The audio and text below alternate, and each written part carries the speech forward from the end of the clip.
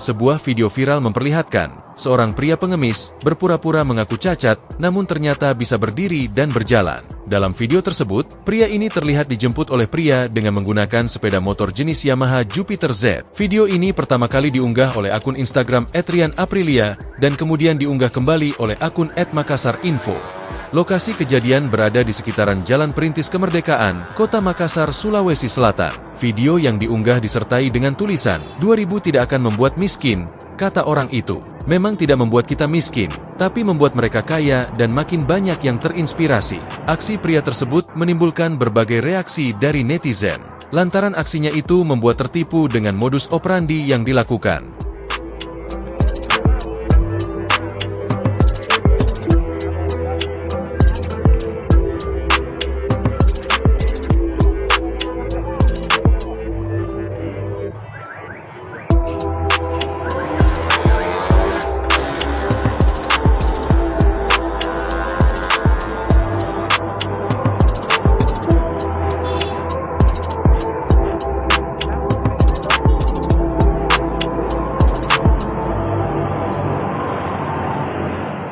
Download Tribun X sekarang, menghadirkan lokal menjadi Indonesia.